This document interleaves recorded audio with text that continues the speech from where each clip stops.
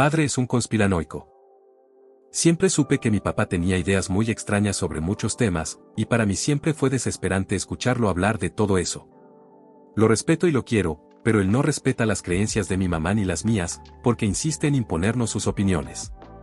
Recuerdo que una vez lo escuché decir que no creía en el COVID y que todo era una farsa. Actualización.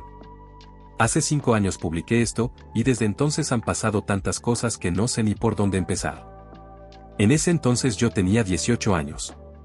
Cuando llegó la pandemia, mi mamá, mi hermana y yo nos vacunamos a escondidas. Gracias a eso, ninguna de nosotras se enfermó gravemente. Mi papá, como trabajaba desde casa, prácticamente no estuvo expuesto y, aún así, tomábamos todas las precauciones cuando salíamos. Con el tiempo la pandemia terminó y la vida empezó a volver a la normalidad. Curiosamente, mi relación con mi papá mejoró durante ese periodo. Pasábamos casi todo el día juntos, y después de convivir tanto tiempo descubrí que disfrutaba acampar, una actividad que a él también le gustaba. Eso nos unió mucho más. Planeamos hacer un campamento en la playa con mi mamá y mi hermana. Yo estaba enfermo de COVID, pero en mi caso solo se sentía como un resfriado leve. En cambio, mi papá ya venía arrastrando una tos crónica que debió habernos alertado. Usaba inhaladores para poder respirar cuando se le cerraba la garganta. Un día antes del viaje, tenía un examen y la idea era que ellos se adelantaran, y que yo los alcanzara después.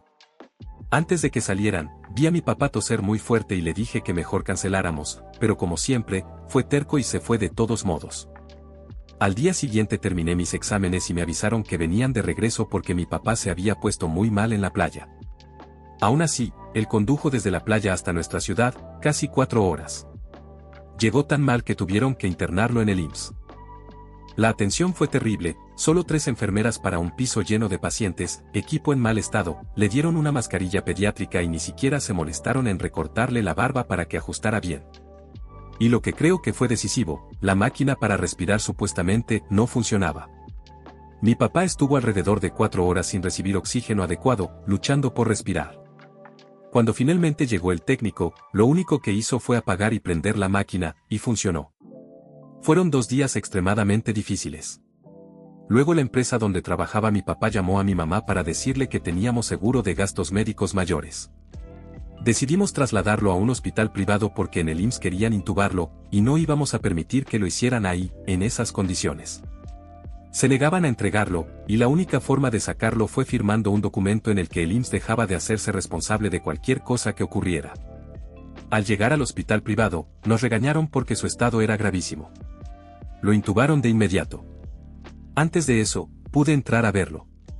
Lo vi asustado, enfermo y triste. Le dije que todo iba a estar bien y que yo estaría ahí cuando despertara. Él solo me pidió que cuidara a su mascota, a mi mamá y a mi hermana. Luego me sacaron del cuarto. Había pasado 3 días en el hospital privado y otros 2 en el IMSS sin bañarme ni cambiarme. Cuando por fin pareció estable, le pedí a mis tíos que me llevaran a casa para asearme. Al volver al hospital sentí un peso enorme en el pecho, se me taparon los oídos, me mareé y mi visión se nubló. 1 minuto después, llamaron a mi tía con las malas noticias. Mi papá había muerto por una falla multiorgánica causada por la falta prolongada de oxígeno.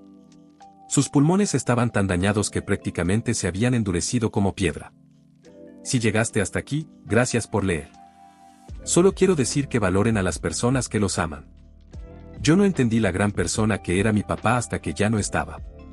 Después me contaron muchas cosas buenas sobre él, y lo extraño muchísimo.